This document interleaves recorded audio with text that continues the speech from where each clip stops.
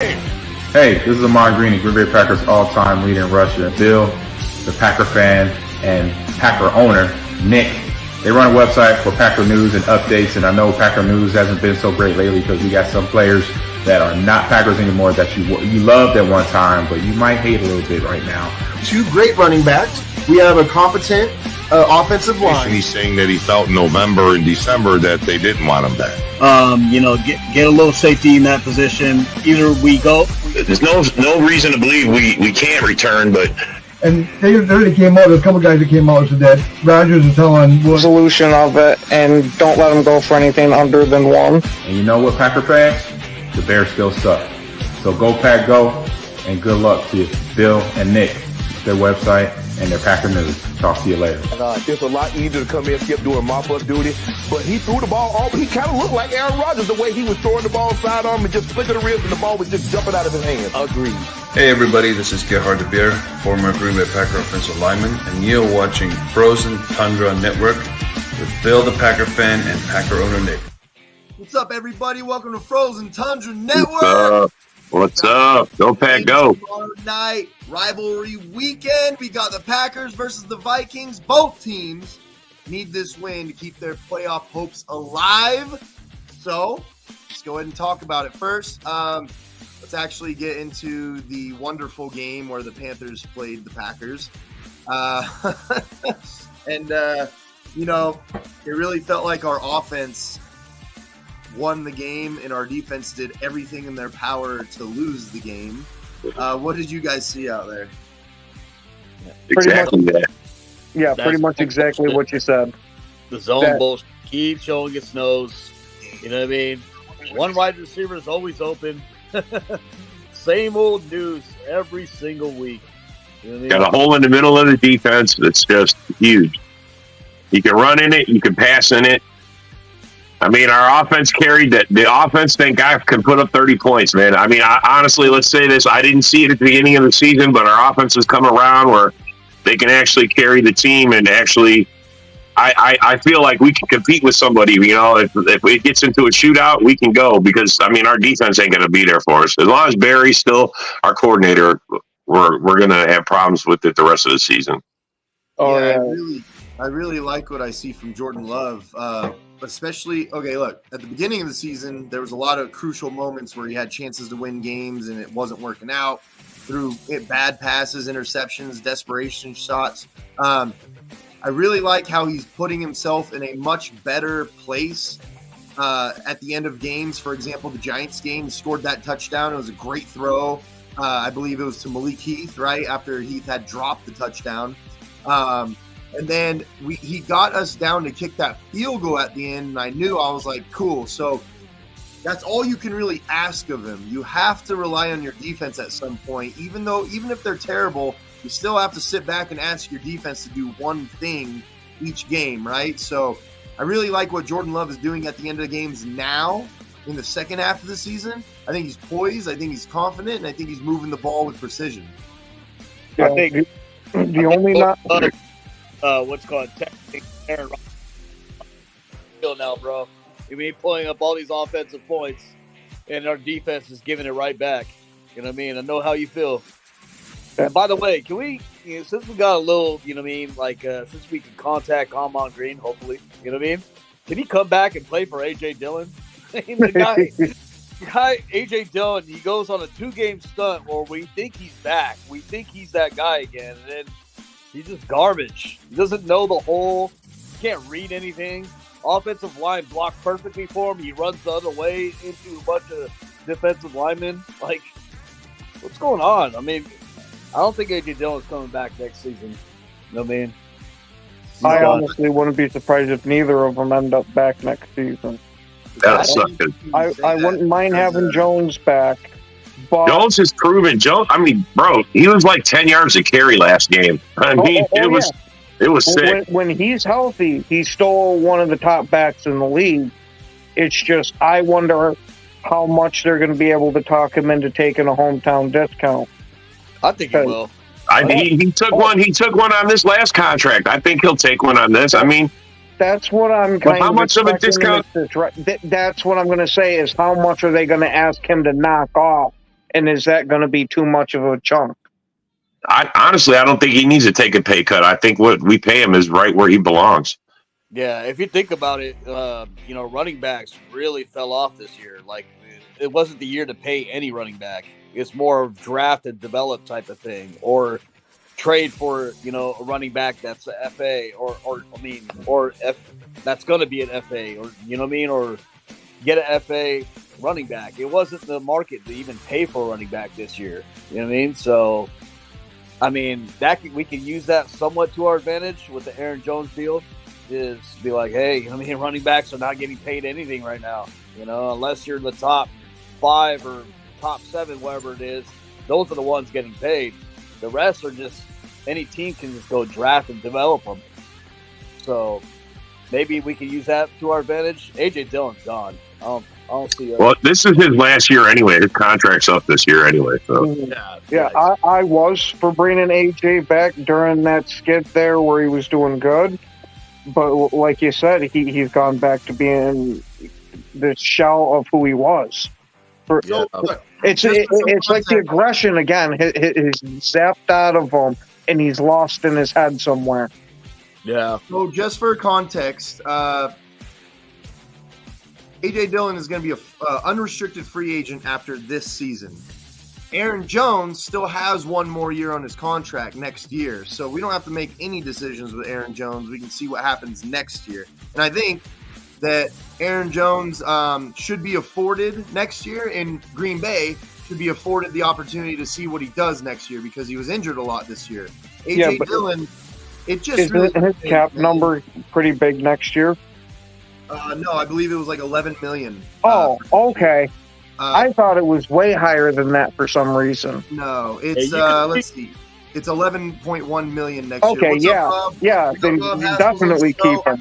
Rob is a Vikings fan, obviously. We got the Vikings and Packers tomorrow night, Sunday night football, which I really thought would be flexed out of there. I don't know why they have that game still Sunday night, but I know it's a rivalry game, bro. It's gonna be like on Amazon Prime or some shit. It's like a slightly better Raiders versus Chargers game, to be honest. Right. Well, you guys have a chance at the playoffs, I think, a lot more than what we do, even if we win out, which we're not gonna. I don't think we're gonna win another game. The rate shit is going right now. So with playoff implications, I can see why they left it in the Sunday night slot, but I don't know. Can I borrow it is a rivalry game. So. Can I borrow your Viking sword so I can chop off Justin Jefferson's leg before the game? Hey, he's the only guy we got left, man. Yeah. So how do you feel about Jaron Hall taking over as the starting quarterback this week? Now, just real quick, Jaron Hall's career stats so far is 8 for 10 for 101 yards, no touchdowns, no picks. So he's the epitome of inexperience, right? How do you feel about Jaron Hall taking over tomorrow, Rob?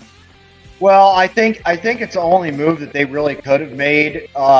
When you look at the last 2 starts that Dobbs had before, he got benched, and then Mullins was having 4 interceptions a game. We could have won the Bengals game. We could have run the Detroit game. You ain't winning nothing when you're throwing 4 interceptions. And we're at that point is where even if the Vikings do bring back Cousins for another year or 2, they still need a quarterback for the future. And we haven't, like you said, he's had maybe 1 quarter of play, a quarter and a half of play.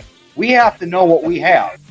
I'm still thinking the Vikings are going to draft a quarterback in the first round of this next draft, regardless of whether they bring Cousins back or not. But it's nice to know whether you have a backup or whether you need to keep guys like Dobbs, Mullins, who the hell ever, hanging around and everything. So it is what it is. We're going to roll a rookie out that's got about 2 quarters of actual NFL playing time under his belt. And we'll see what happens, I guess. Don't worry, we'll make him look like a pro. Trust me. So I just want to know what you realistically expect from the guy.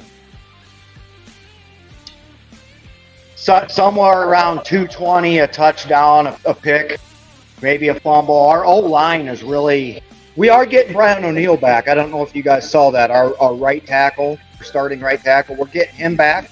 That could curb some of this nonsense that we've been seeing lately with all the hits and the just the fumbles and stupid shit and everything. But I fully expect Jaron Hall to look and play like a rookie. Okay, fair enough. I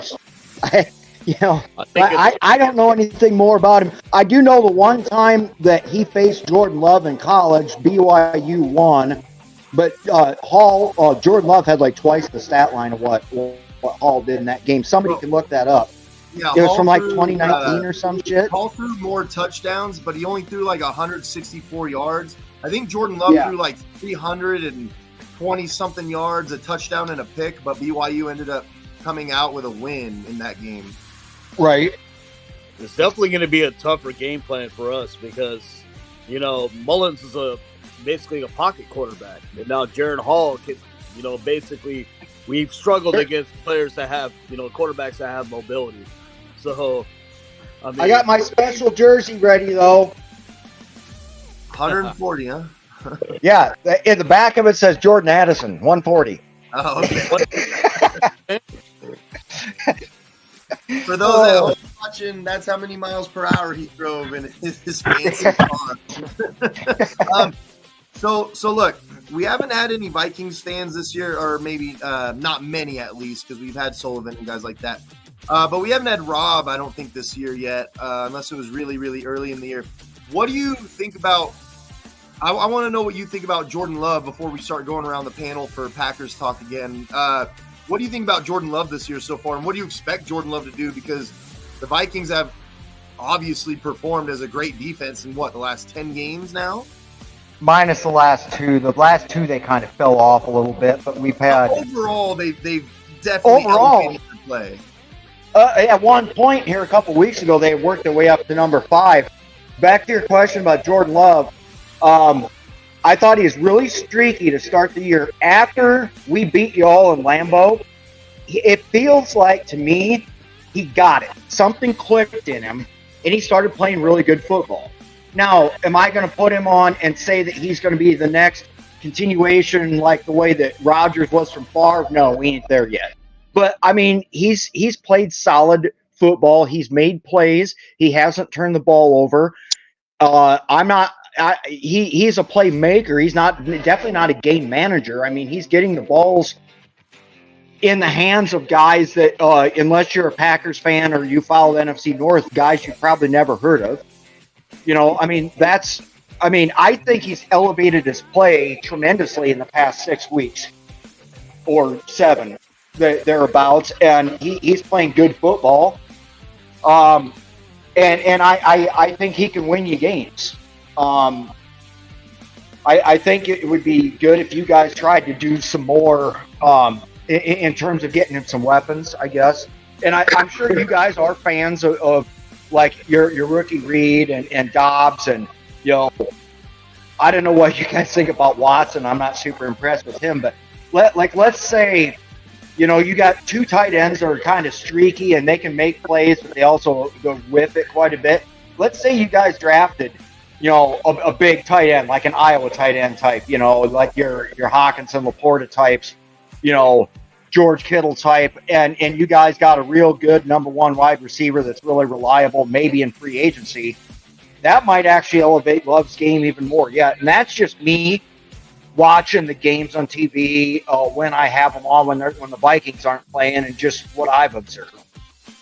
The only thing that I have as a rebuttal to that is that I really like the tight ends, and I think especially Kraft has been playing really well, and Musgrave is now coming back from injury and was playing well before he got his kidney popped.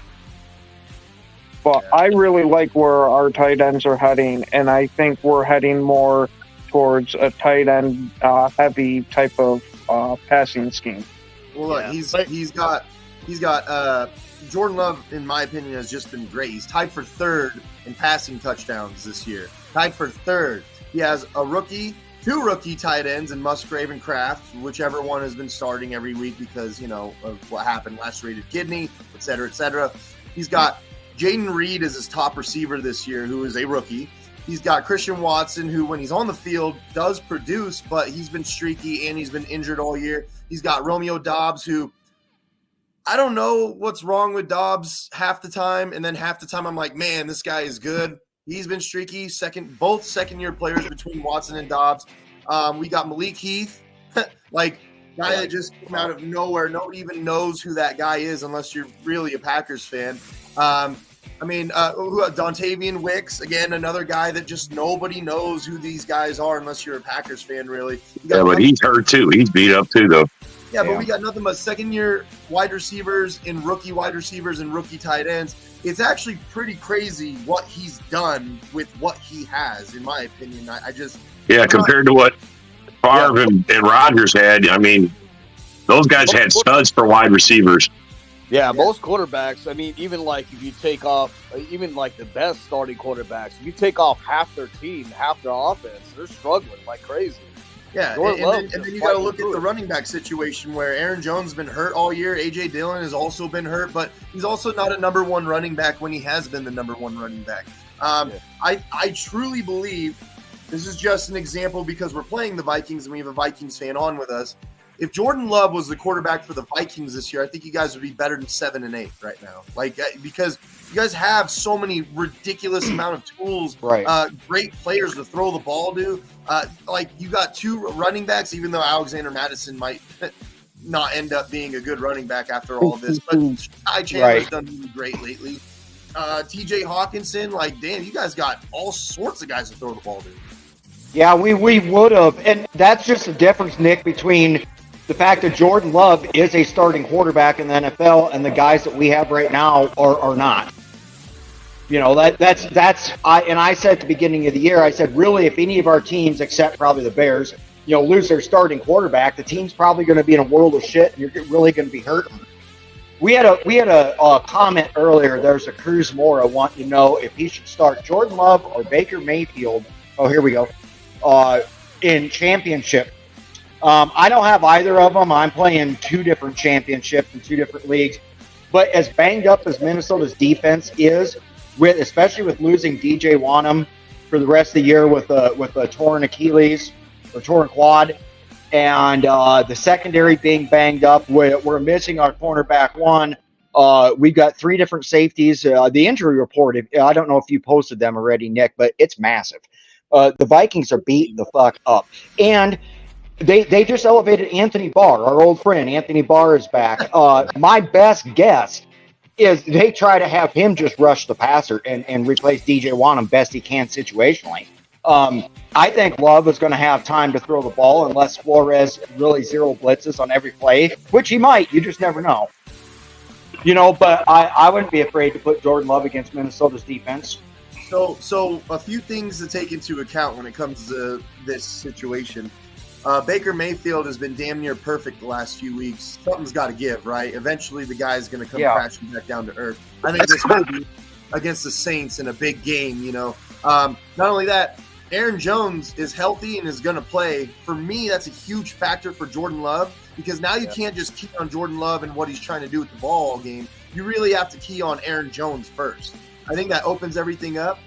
Jordan Love against the blitz this year has been phenomenal. If you go look at his stats, one reason mainly is because our offensive line is giving up this, I believe, the third or the second least amount of pressures during the blitz.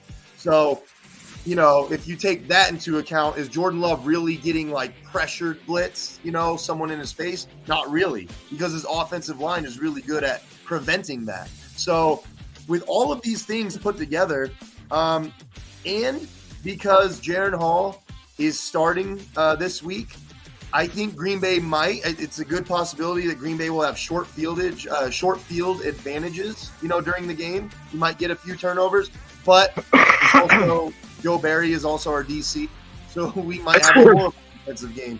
I would go Jordan Love in this instance. I think Baker Mayfield comes back, back down to earth. Well, and you see, Nick, what teams have been doing to us. You brought up getting Aaron Jones back. If you guys can get not just him running necessarily, because we have been playing the run pretty good. But if you can get that screen pass in the backfield, if you can get that screen pass going from Love to Jones, you could probably kill us all day long.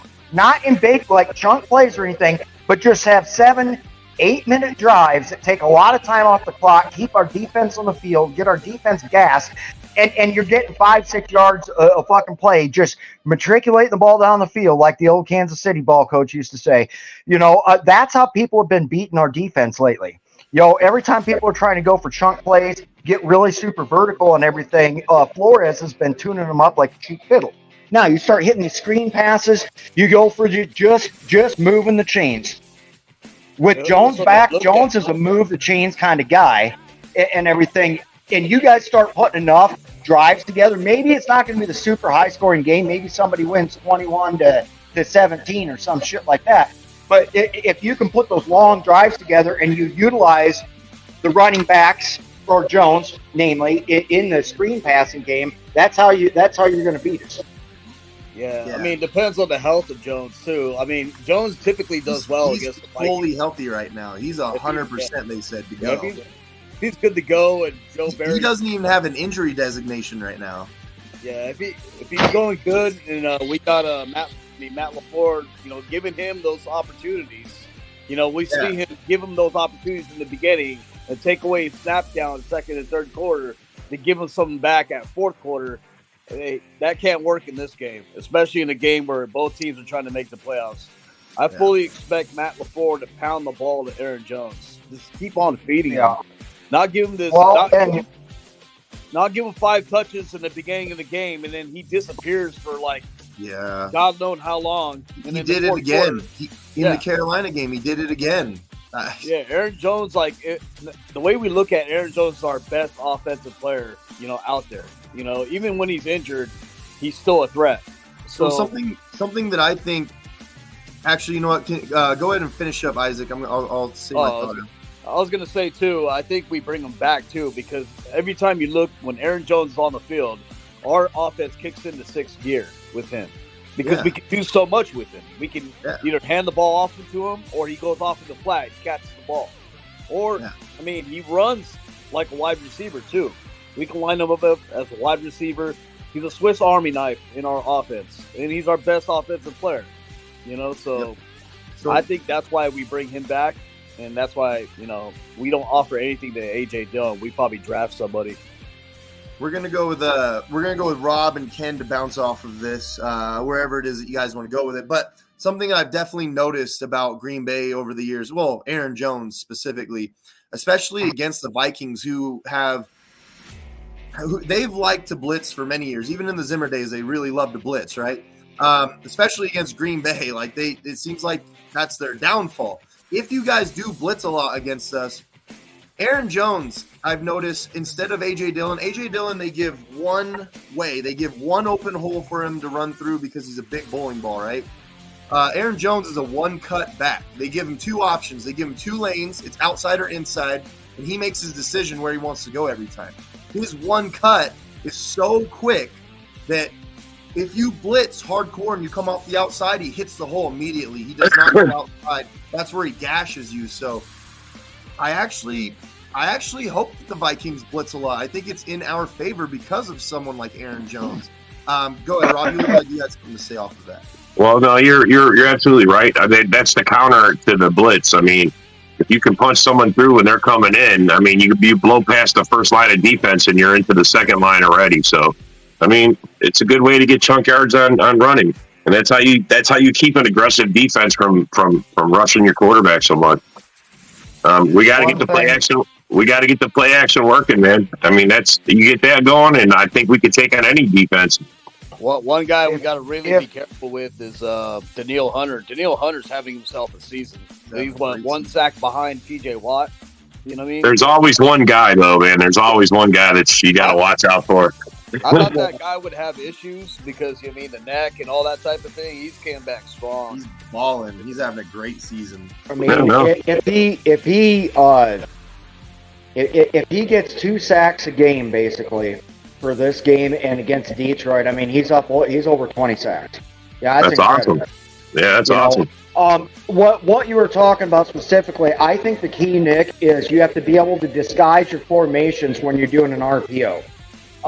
If the Vikings know if there's going to be a run, Flores usually does. If you've noticed, we've been running a lot of 5 safety packages, right? So Cam Bynum likes to come up, and so does Harrison Smith now. They like to come up and they like to sniff around right at the line of scrimmage.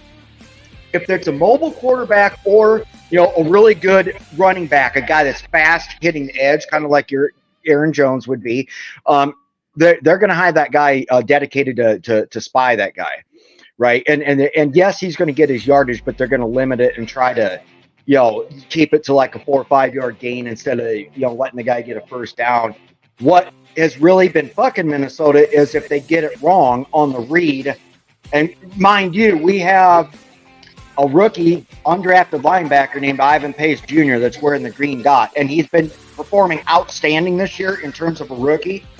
The fact that he's undrafted is just that much more impressive, but he's gotten some plays wrong where he's misread the offense, and they've sent and tried to run blitz or even pass blitz, completely missed on what the play was, and then somebody's went like either right up the middle or just been wide the fuck open to get a huge chunk play against us, and that does happen too. You know, I think it'll be an interesting chess match between what Brian Flores dials up on defense versus what LaFleur has waiting. I agree. I think you guys are going to try to put the ball in Aaron Jones's hands as much as possible, and then you'll take your strike opportunities down the field with Reed and with Watson and with Dobbs and whoever else you can, you know, feel that you can get open. My question for my own team is, what the fuck are we going to do? Because Addison is dinged up. He should play. You know that Hawkinson is out for a year, which means he's going to miss a large portion of next season too. And we don't have, I mean, we have Josh Oliver as a big blocking tight end. Don't really have anything else. I mean, that's a major part of the game plan was Hawkinson. So you've got Brandon Powell. You can mix in there as a really skinny, fast wide receiver. You got Addison that's small and fast. You got KJ Osborne, who up until the past couple of games, as far as I was concerned, the way he played this year, the Vikings could let him walk. It's Chandler. Chandler's playing pretty good for you guys. And Chandler will be the running back one. So, as Packers fans, we can tell you what you need to do, and this is it. You got Ty Chandler, who had 157 rush yards, I believe, 2 weeks ago in one game. So, I mean, all you do is you do this all game. You run it. And when I watched Jaron Hall, because I was actually very interested last night, I was like when they announced yesterday that Jaron Hall was going to be the starter, I was very like, why was this decision made? So I went and looked at his college highlights, because there really aren't any NFL highlights you're going to see that are worth looking at. He's pretty fast. Like I actually think they're going to look for him to take a few snaps and then just look to run right up the middle of us just himself. Yeah. I could actually see it. Jaron Hall is not a slow quarterback. In fact, I think he's a better runner than Jordan Love is from what I've seen. So he's fast. I think the only thing that's going to scare him on that, Nick, they did have some design runs on that first quarter where he started the game when we played in Atlanta. He got concussed bad. I mean, it kept him out for 4 or 5 weeks, and that's why they picked up Dobbs. And then you've seen Dobbs for like 3-4 games, and then Mullins and whatever. If they're going to do design runs, I agree with it. But Jaron Hall needs to learn how to slide. You'd stop trying to be Superman. Man, you're in the NFL now. When somebody hits you, it's going to hurt you. If you're about to get contact, frickin' slide feet first and protect yourself. You know, he hasn't quite figured that out yet. Then again, we got Danny DeVito's cousin looking like the Flash against us. You know what I mean? So that's why I'm worried about Hall. So I'm actually I'm gonna turn this one to Ken. You can go ahead and answer this, but real quick, he was talking about that he thinks that Green Bay would need to disguise schemes and things like that, or the defense would need to. But one thing that Matt LaFleur has done really well recently, right, is all the motions that he puts into play before the snap. I think something that Jordan Love has actually learned from Aaron Rodgers is how to point out the mic on the defense, how to point out who's blitzing. Like, we've seen it multiple times now, especially in the last like 6 to 8 weeks. he's telling his guys where to block depending on what he's seeing before the snap, right? Yeah. He's been doing an excellent job at the line of scrimmage, directing it all around. And to the scheme question there, I love how LaFleur has been designing either Christian Watson when he's available or Bo Melton from last game. And he just keeps getting these guys free for nice chunks. Yeah. So one thing we can all be sure of, Jaron Hall with his inexperience, you just never know what's going to happen with a Joe Barry defense. I mean, yeah, I know he's massively inexperienced, but I still have a bad feeling about this, that it's going to be him just running it up the middle, and then they're just going to throw quick little inside routes to JJ, and he's going to absolutely cook us. That's what I'm worried about. yeah, I don't know what to expect anymore. I really thought that we knew what we were doing on defense every week, and then I sit there thinking, what the hell are we doing? What's wrong with us this year? But one thing we know, if the game is on the line, I can 100% with confidence say that I want Jordan Love with the ball in his hands. Yes, Good absolutely. will happen. This guy is the truth. He is our next starting quarterback for years to come. I already can see it. Now, like Rob said, he might not be Aaron Rodgers at that far. Who knows? Maybe he will be.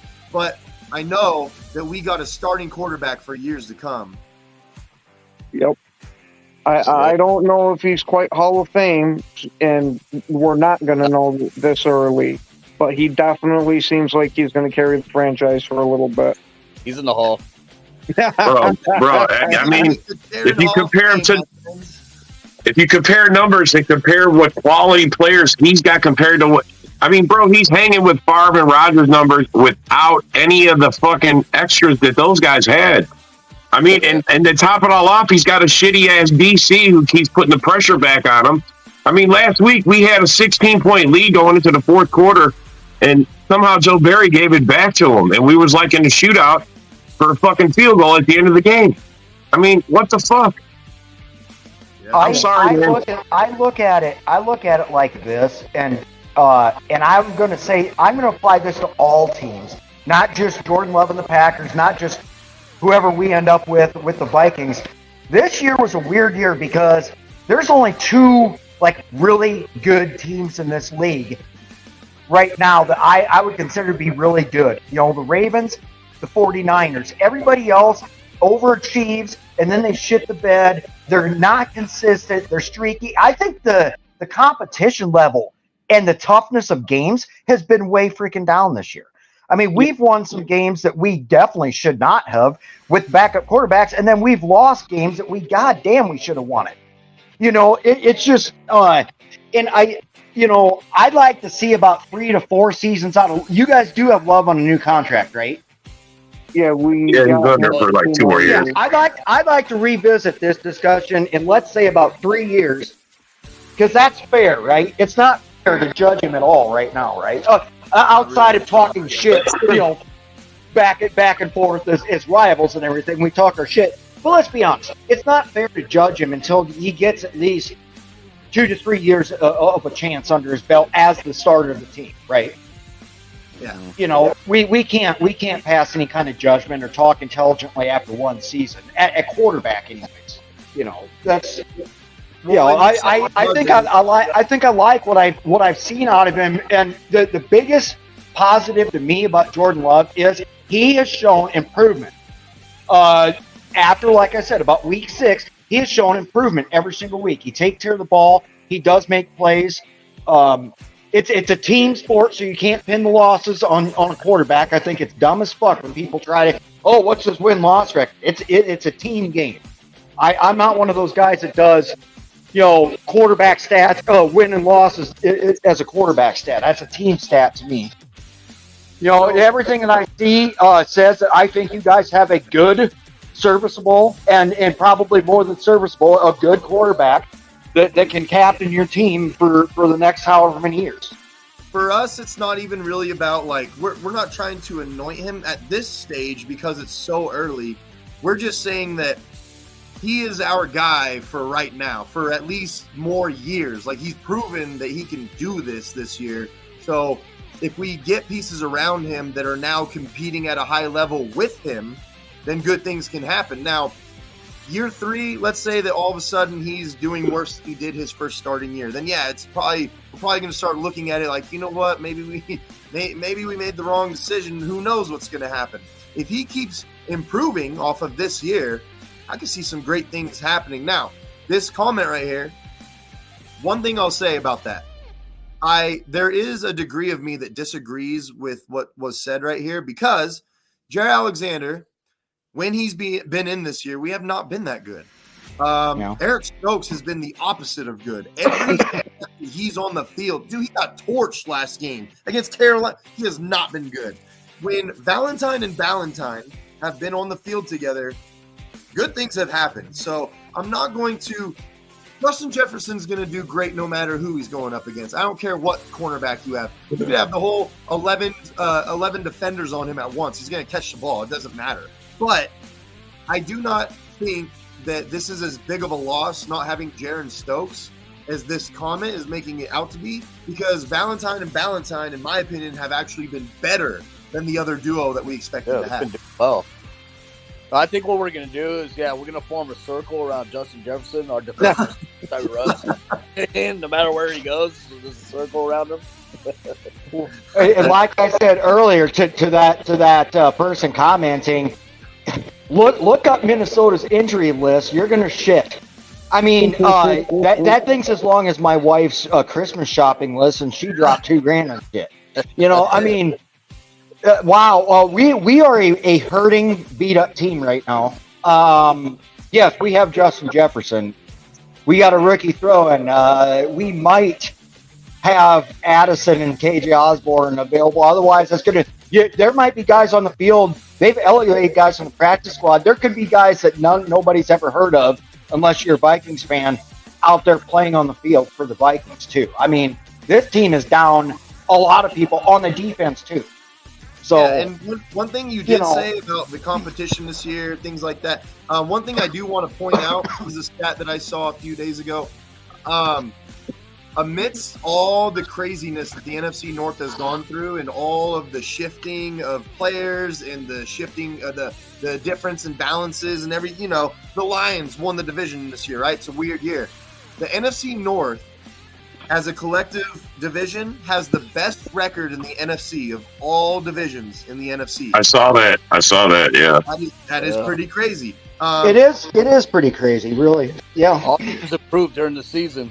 Yeah, and I could see, look, the Bears, they definitely improved this year. They looked a lot better this year.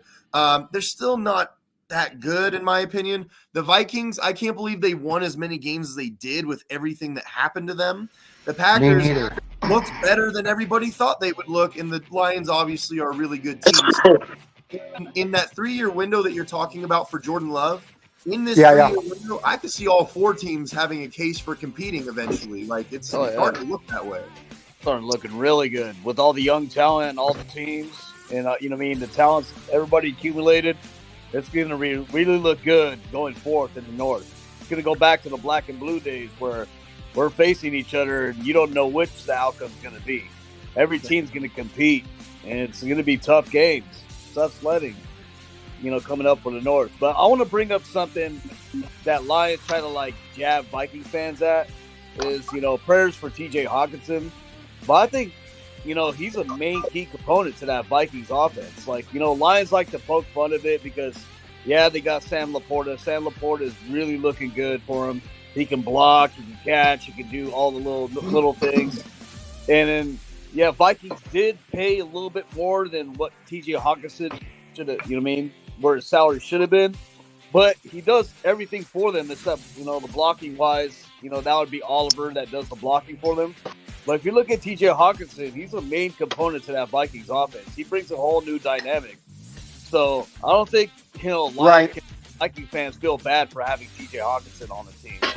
No, and they did this thing where Hawkinson said, for the first time I can win games, right? Like for the first, and they're like, oh wow, that didn't age well. Actually, it did, because when he said it, for the first time ever in his career, he was able to go out and win games.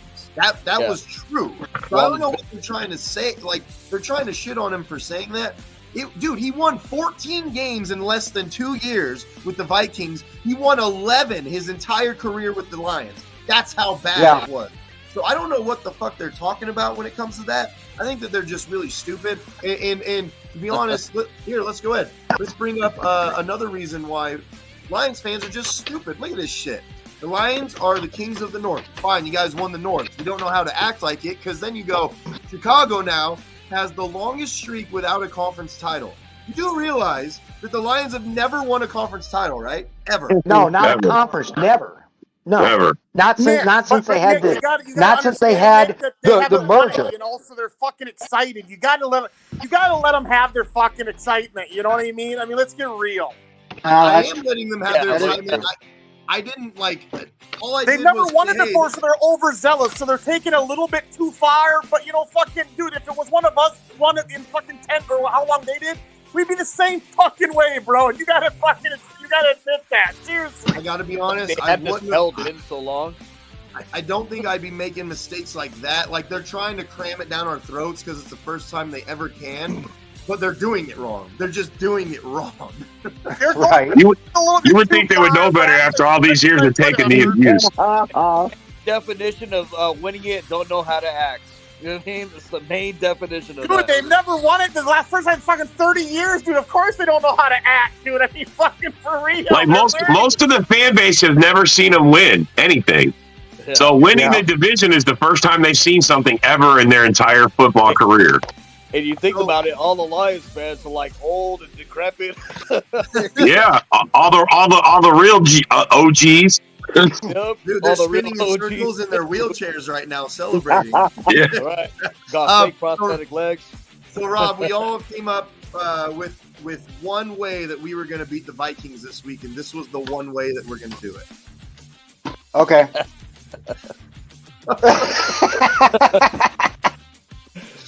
And this is the only way we're gonna do it. I'm not gonna lie. And Rick, now that you jumped on, I don't know if you saw this one, but this is what we expect tomorrow. I think this is what we all expect, right? Hopefully this doesn't happen. But if the Packers, but at the end of the day, but Nick, I mean, at the end of the day, we've been without Jair the whole fucking year. We've been without Stokes the whole year. So I don't understand, and we're still where we're at without those guys. So I don't understand the big fucking deal. I really don't. It's Joe Barry, that's what. It's the whole Joe Barry scheme, giving away the fucking game, man. We actually I get it 100%. But right before you got here, we just touched on that, where we actually don't think that there's a decline now that it's Valentine and Valentine back out there. We actually think that makes us better. Yeah, because they've actually played. You know what I mean? They've been doing it. They're the ones that actually living it and making it happen. I would go as and far people as to can say sit here that and say fire Barry, but dude, seriously, when Joe and people can blame Joe Barry, and I hate Joe Barry, I fucking do. I'm not. Don't act like what I'm about to say is like protecting Joe Barry, because I'm fucking not. You know what I'm saying? But Jair has been targeted, or has a completion percentage of 71% against him this year when he plays. That's fucking terrible, guys, from front pass. So what does that mean? He's not fucking playing bad just because of Joe Barry, okay? He's not. I think Stokes is the worst cornerback, has played the worst out of any cornerback this year for us. I think Stokes has been horrible. Worst. I'm gonna give Stokes the benefit of the doubt because he has been injured and he hasn't fucking played. I'm gonna give him the benefit of the doubt. I'm gonna give him one more fucking year. If he can't come back healthy next year, then it's just time to cut ties, just fucking cut him. Not train him, just fucking let him go. You know what I mean? So, but Nick, guys, I got a theory for you. Yeah, what's your I'm one of those guys that I'm not going to willing to give up on somebody just because they've been injured. Look at fucking Christian McCaffrey. His whole career he's been injured at fucking Carolina. He goes to fucking San Francisco and he doesn't get hurt. He's fucking killing it, right? So I'm not going to give up on McCaffrey has the Anthony Davis his first year on the Lakers thing where he actually wants to play now, so he's playing through the injuries that he didn't play through before, right? Well, Christian McCaffrey was sitting down if he broke his toenail before. Now, I'll bet you if he tore something in his leg, he'd probably still play right now because he knows that the Niners have a chance to win it all. He's got an issue right now. The way he played his rookie year, he's got a lot of talent, man. He's got a lot of potential there if he can get out. One thing that helps. Let me ask you this. You know how in weeks past or years past, I guess I haven't been podcasting too much this year, but we've talked about how short of a shelf life that running backs in NFL have, right? Corners, CBs, cornerbacks have just a short shelf life, if not sometimes shorter. You get 4 good years out of a corner, you're doing really good. What if, and it seems like corners just fall off of a cliff out of nowhere. Now, Jair is a little too young and hasn't played long enough for that to happen, but what if it just did? Rob, Have you thought of that? This. Jair was only like fucking 20 years old when he got drafted, like 20 years right. Like he was young. So he's actually, at 26 years old, he's maybe a year or two older NFL-wise because he started a year or two or earlier than everybody else, right? So I'm on board with trading Jair. He's a great player when he can play, but his fucking head, he's fucking out there right now. Like, he's fucking out there.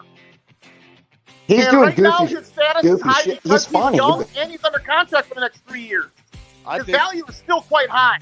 So Isaac, you had something to say for our benefit, or go ahead, Isaac. Oh, I gotta say, you know what? I mean, this has been an injury season for Jair. If he comes back next year and he's fully healthy, there's nobody better on our defense and our secondary than Jair. You're not going to draft anybody as elite as Jair, and you're not going to find anybody on the FA list that's better than Jair. So I think this is that year where, he was injured just like that in 2021. He had the same shoulder injury that he couldn't cover like he can. But we know when he's healthy, there's not really any cornerback that's in the league as good as him. You know what I mean? I get it. He's a good player. Probably the only guy I could probably see, maybe Sauce Gardner. But when Jair is healthy, our defense is locked down in the secondary. Bro, it's not about his talent. It's about his fucking head. He's a head case right now. Yeah, man. I mean, look what corner is not a diva? Sauce, little diva tendencies. Ramsey, but the thing about it is I love corners that talk the shit, right? Jair can talk the shit. But Sauce fucking does it when he's fucking actually playing the game. Jair is saying it when he's not playing the game. That's the thing. I have a different. It says Darcy. What's up, you?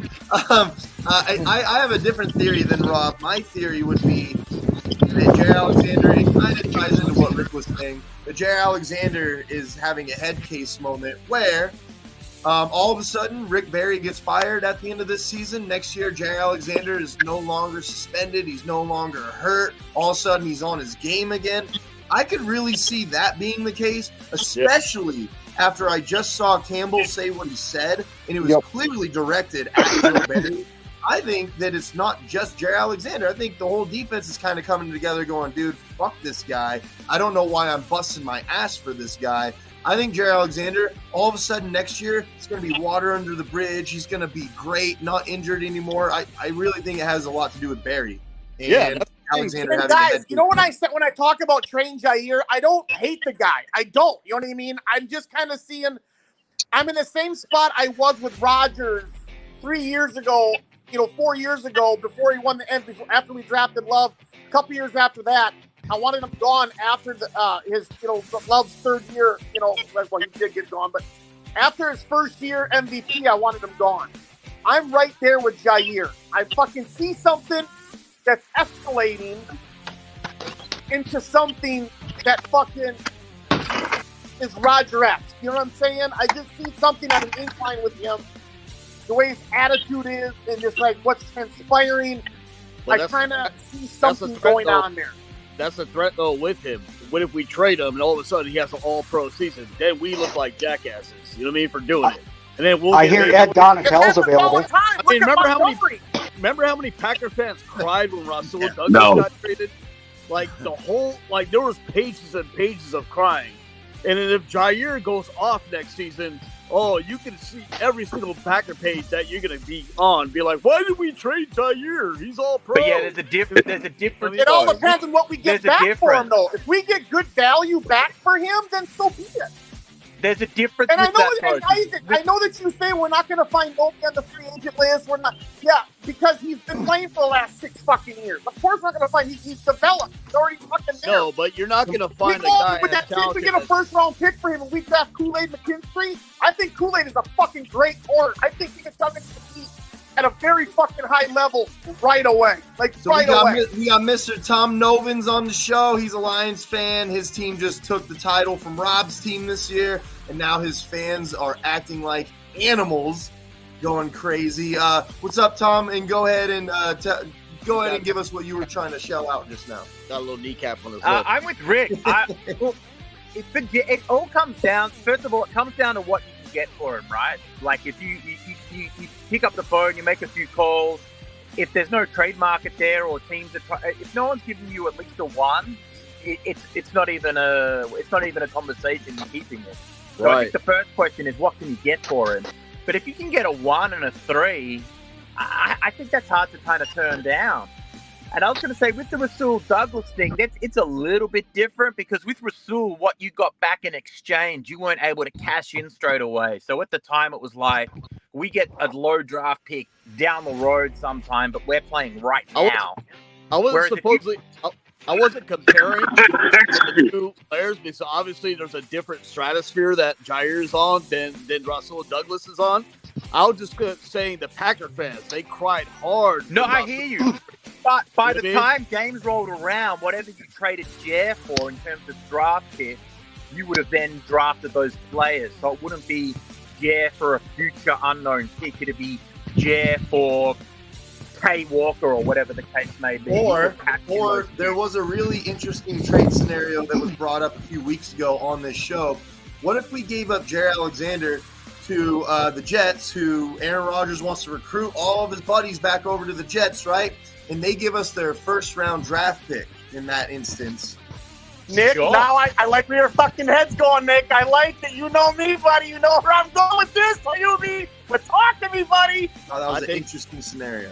I think Rick wants to arm up for MHJ. I think MHJ, baby, fucking arm up. Let's go get him. Let's go. I think the Jets are sick of fucking bringing on Aaron Rodgers' teammates. Yeah. I think after this year, they're now working out. Turns sour, they're good. Fuck yeah. We all know that Bakhtiari is going to be the newest fucking Jet as soon as he gets cut by the Packers. And I know that Dalvin Cook was a Viking, not a Packer, but he went there because of Aaron Rodgers. Oh, so absolutely. I'm up as Aaron Rodgers also, and it did not work out. He got Tim Boyle a job. Yeah. It was like 11 Packers. I was gonna go Rob and Ken. Why don't you Dalvin guys Cook go is over- benched. What are we like with Jair Alexander? This is like a problem right now. Like, what do you guys think we should do?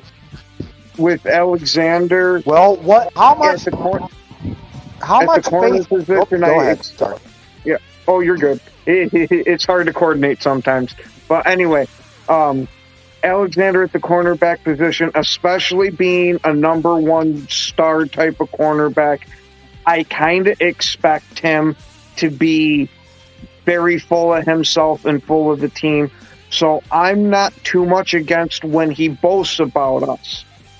I was kind of iffy with some of the remarks that he was making about, I don't want to play while I'm injured, something like that, which is understandable not to want to beat the hell out of yourself, but you're getting paid this insane amount of money to go out here and show that you're one of the best damn corners.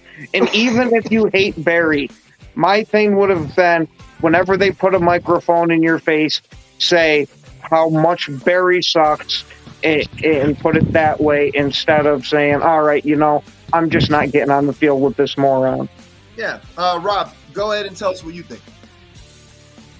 My question would be, how much do you guys trust your front office in terms of... Next. I suppose I meant Rob Bertana. Oh. I'll get you next, Rob. Man, my thing on Jair, I've said it at the beginning of the year, he wasn't living up to his contract. He's been playing hurt.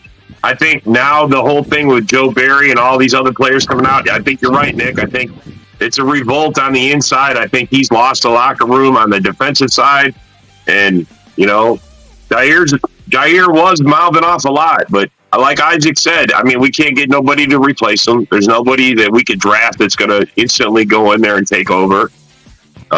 Yeah, we could get something great for him. And I'm all about draft picks because we could consolidate those and, you know, like you said, find more weapons for Jordan Love. I mean, it would be nice to take a number one wide receiver. Marvin, you know, Harrison Jr. would be awesome. There's any realistic way to get near him? You guys keep saying that there's nobody we can draft that can do that. Have any of you guys watched college football and watched the cornerback specifically? Have you guys seen Kool-Aid McKinstry play? How many guys have come out of college and like and come with the talent that Jair's got and developed already? You think that Jair was going to do that same thing when he came out of college? No, I don't. That's the point. Is where he's at right now? We can't replace that. We just take a further step back, and I think wait until next year is the right thing to do. You had no idea who Jair was when we drafted. You had no idea who he was. Yeah, we had a clue, but. So what I'm saying is that you don't know if Kool-Aid McKinstry can come in and be the same rookie quarterback that Jair was. You have no idea. I watched Kool-Aid play. That kid can flat out fucking play the goddamn football. I'm sure there's lots of guys out there that can play. I mean, a lot of quarterbacks. Bullard from Georgia. There's a lot of guys out there. You know what I mean? It's just you're not going to get a guy like Jair that can what you already have, giving him up. Not, because he's been in the league for 7 years. Come on, guys. You're talking about. I know, but I don't. But we've already taken. Look, if we didn't trade away his experience, if we didn't trade away Rasul and some of the depth we had there, I don't think we can afford to lose that kind of depth at that position. I'm sorry. I like the Rasul. I think you can find a rookie Douglas corner who will play as well as Jair has this year. I think you can find that. Oh, yeah. No, yeah, I agree. He hasn't played. I mean, even, look, his best game was against the Lions, that second game, you know, in Detroit. That was his best game. Go look at it. I mean, he showed up to play that game. Hey, speaking of Lions, I mean, he's a great corner. I think he's a Hold on, guys. One more thing. I want to say one more thing about this. Darcy. Everybody wants to say they're revolting against Joe Barry, and part of that I do get a little bit. But by them not playing, and then by them like playing under their talent level, it's only hurting them, their pocketbooks in the long run if they want to get a contract somewhere else. Them not playing up to their level is hurting them on the fucking in their pocketbooks, guys. But I don't know that. I get that they don't like Joe Barry, but come on, guys. It is. It's one thing playing up to your level. It's another thing playing injured up to your level. A lot of these guys are hurt and playing injured and putting yourself out there, risking a further injury for a coach who's sucking your ass. I mean, I can understand that. And I think that's why Campbell said. That's why Campbell said what he said. He goes, "Why should I risk that injury when I'm already hurt? You know, and for a guy who doesn't care." Right? No, I get that 100%. I get that 100%. I do. I was talking more or less like you guys were naming a couple non-injured players that were revolting against him. Shit like that. You know what I mean? Yeah, I'm strictly do that. Well, I think the real question you got to ask is how much faith do you have in your front office? I know with mine, it's about 50-50 under the new regime. 50% draft and hits, 50% draft and busts. You know, if you get rid of a guy like Jair, you have to replace him with a higher level pick. And when somebody busts in the first, second, or third round, that's a hell of a lot more costly than if you have a 6-rounder or something that doesn't work out. How much faith do you have in your front office? We always put so much emphasis on draft capital and we're going to be so good because we got draft picks. Yeah, well, you have to actually do something with the draft picks. You have to hit on who you're drafting. You know, that fucks you just as bad as anything else. Goody has been doing a great job with the draft. He has. He's been doing a good job with the draft. Now, first round, he's doing pretty good. Second, third round, not mentioning the last year with Tucker and Musgrave and Jade Reed, but the previous year with Jaguara and Amari Rogers, you know, but his later draft picks, the 4th, 5th, 6th, and 7th round picks have been really fucking hitting as of late. I think as Packers fans, we've really gained confidence this year in management. It's the staff. It's the staff that we've lost confidence in, the coaching staff. Joe Barry, at this point, is Matt LaFleur's problem. This is a Matt LaFleur problem. You have to, dude, you've got to get out of this thing where you want to back up Joe Barry all the time. Like, he's sitting there saying, you know, if the offense would have had more sustained drives, like, bro. He blamed the offense for the defense's shortcomings last week. That's ridiculous, bro. Outstanding. But guys, I get that, but he's beating a dead horse. The writing's on the wall. Joe Barry is gone.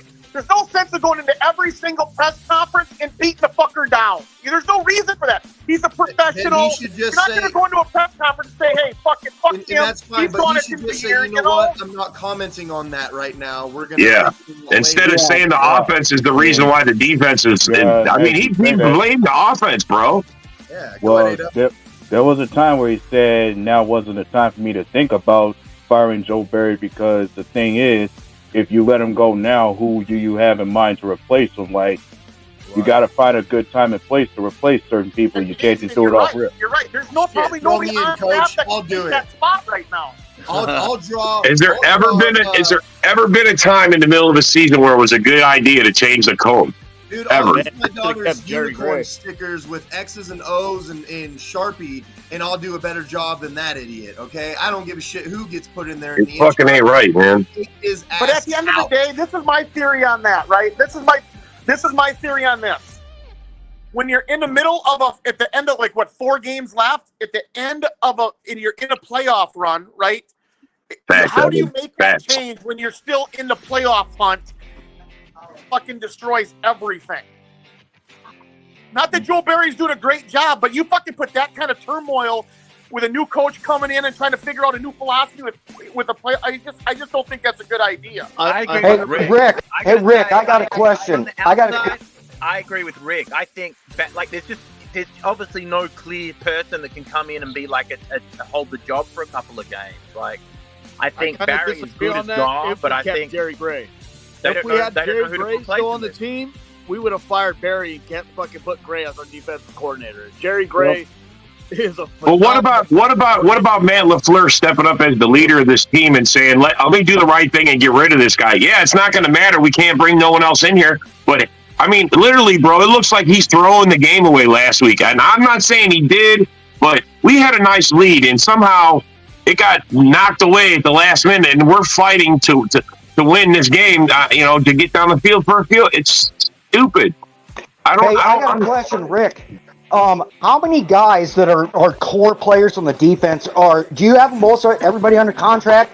Do you have anybody going into big contract years? Because if you have people going into big contract years, you let them go, and you're going to replace them for free agency or the draft, then it really makes sense to bring in a new defensive coordinator and everything, let him build the new defense around the players that he wants. Or are you bringing everybody back and running it back, and you got to find somebody that's going to run Joe Barry's defense, just do it way better than he does? What's your situation? Joe Barry's going to be gone. I don't know. All of our guys are young, Rob. I mean, we got 8 first-round picks in the last 8 first-rounders, yeah. I mean, we got a young defense. I mean, you got Campbell. You got a couple high-priced guys on there that are probably going to be gone with Campbell and maybe Preston Smith unless they take pay cuts.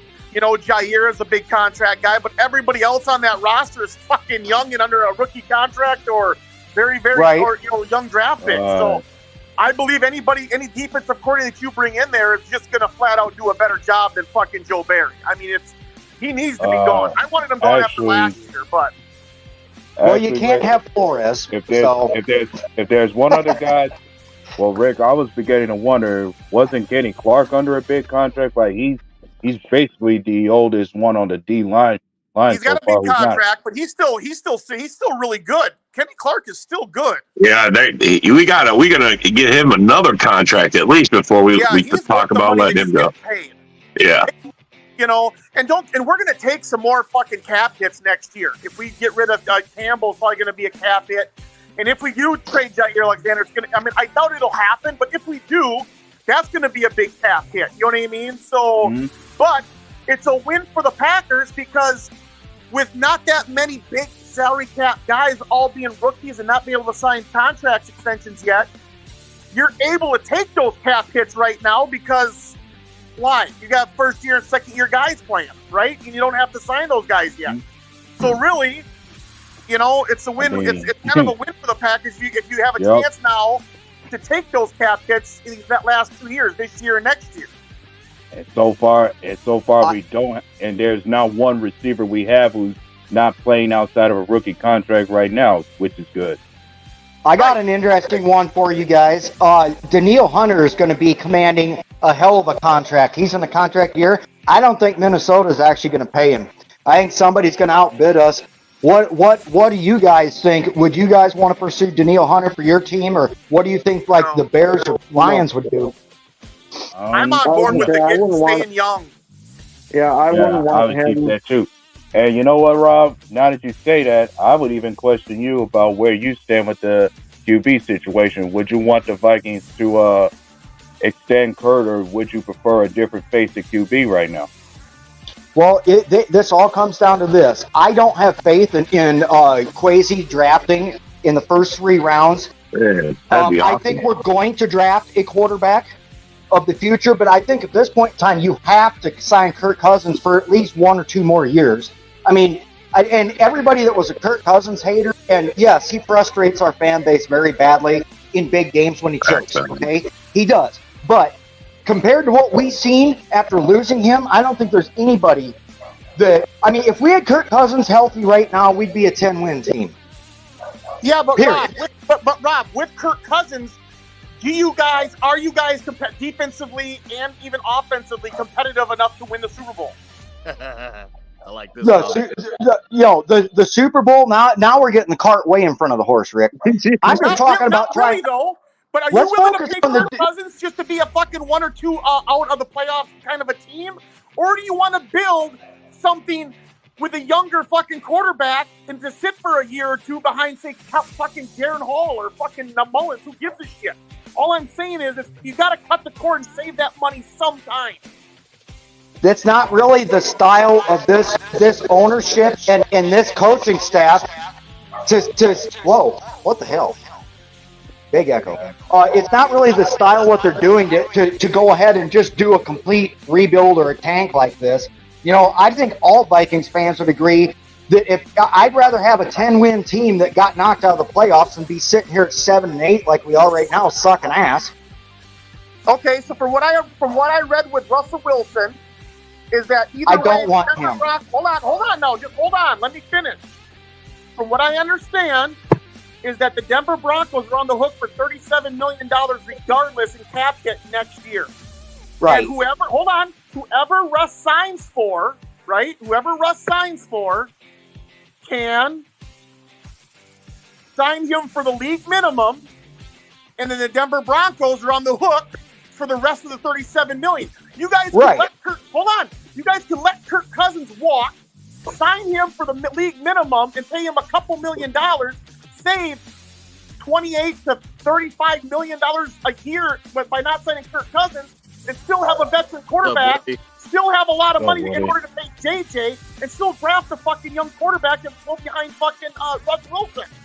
Right, and Vegas thinks exactly the way you do, Rick, and that's why Minnesota's the -- 1 landing spot on Vegas betting right now for Russell Wilson. Now, let me clarify. I am a fan of Russell Wilson. I've always been a fan of Russell Wilson. I don't think he's better than Kirk Cousins at this point.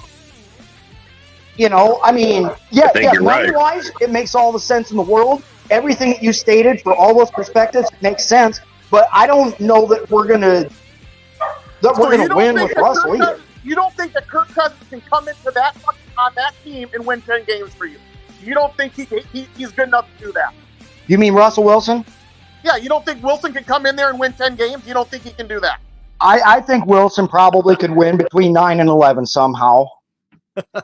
So why would you want a $35 million quarterback when you can get a guy for a couple $1 million and have the money in order to pay JJ and Danielle Hunter? I mean, you guys can have the fucking money, but now you want the same guy that you had the last couple of years. For what reason? To win maybe 10 games next year? Maybe because 10? if you listened to any press conferences from JJ and a lot of the core guys like Hawkinson and even the young guy Addison, they want Cousins. Those basically all but saying bring him those guys back. wanted fucking Case Keenum to come back too, but they didn't. That didn't fucking matter now, did it? When they won the NFC champ or that miracle game or whatever the fuck it was. Right. Yeah. All those guys wanted Case Keenum back too because they played for him. It's the same shit over and over again. Of course they're going to go to back. You guys want Clifford? Yeah. I think it's going to be really 50-50. somebody's It's trolling. really going to be 50-50 because Quessy, I don't know if he wants Cousins back.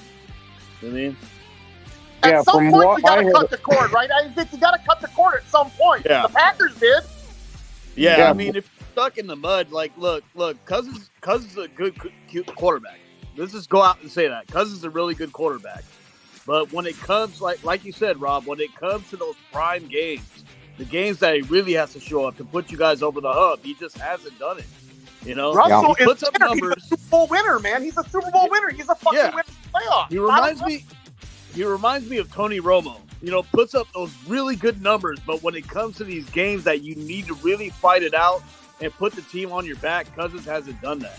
You know, You're right. He has. Or another. Hey, I'll tell you what. Rob, Another. as a fan, I get where you're coming from. You Right. guys, you want to win now. You're getting older. You want the guys to win. You want to win now. I get it. 100% I do. But at some point, you got Darisaw. You got Dan Hunter. You got fucking JJ. You got a lot of fucking players that the Vikings aren't going to be able to pay. I mean, and I'd rather cut that cord now on Cousins. Maybe get somebody like Russell Wilson on the cheap, right? Well, there is a reason why they didn't extend him, Rick. You know, he offered a hometown or a team-friendly discount. They turned it down and everything. And I think it's looking at this draft class because if you were ever going to draft a quarterback anytime in the past 4 to 5 years or in the future, this is the year to draft a quarterback, especially if you're looking at the first rounders, second rounders of who's all available coming up. And I think that's what Minnesota was looking at. I just don't think they thought there was going to be that much of a fall off. I figured that I had no faith in our backups whatsoever, and it's panning out about exactly how you thought. In fact, I'm surprised we won the games that we did win, you know, with Josh Dobbs and stuff like that. So you guys technically, last year in the first round, y'all technically did not need another wide receiver. And Will Levis was sitting right there. He was projected to be a top 5 quarterback pick last year, and he fell. You know, kind of like a Rodgers, right? I'm not saying he fell like Rodgers. He's supposed to be a top 5 talent. He dropped. He was right there for the picking, right there. He could have learned behind Kirk Cousins, and look at what he's doing in Tennessee right now with lesser talent, right? In Tennessee than Minnesota's got. Yes, Addison has been great. He's been great for y'all. But you all didn't need a wide receiver. You had JJ. I get that Thielen left, but you didn't need that. But Rob, that's why I mentioned Levis was right there on the fucking rookie contract. He was right there. Are you upset that they didn't take him? To a certain extent, I can't say that I'm upset with the Addison pick because you look at the future of this team, they will bring JJ back. And any team that's got Darisaw and O'Neal on the offensive line, and then you've got JJ, you've got Hawkinson, you've got Addison, what quarterback would not want to fucking play for that? You know, I get it, but it's hindsight 2020 though, because Addison has had a good year, right? Right. But so is Will Levis. What's more important, a wide receiver or a quarterback? They have a chance to draft maybe Bo Nix. You know what I mean? They can help out their offense. I mean, they have Vikings fans have some options up on the draft to get some quarterbacks in there. I think the Vikings themselves were actually looking at the fact that this year's quarterback class is significantly better than what last year's was. They took a 4th-round flyer on Jaron Hall, and I guess we'll find out Sunday. I mean, I don't know how this is going to go any better than what you guys do. We haven't seen anything out of him except for like a quarter of play. So, you know, I think you can always troubleshoot stuff. Hindsight's always 20/20. Yeah, Levis is having a great year. You know, so is a lot of guys that went, ahead of him. You know, your Bryce Young, you know, your CJ fucking Stroud, probably having the best rookie year, right? You think? Mm-hmm. Well, Young hasn't been very good. But he's on a really bad team. Yeah, what you mentioned earlier, Rob, is is the reason why I think Quessy might not bring back Cousins because, yeah, he did offer a team-friendly deal in what's called to come back one more year. And Vikings basically declined that and said no. So it makes me think that Quessy's looking for the quarterback for the future. But then again, Right. I mean, it could happen. It could flip the other side of the coin. It could Cousins could come back on a team-friendly deal because after that significant injury, I don't think he's going to get command that. Yeah. You know, Are you mad that they didn't trade Daniel Hunter before the deadline when they had the chance to get a lot for him? Well, the good The thing way he's too, been performing, no.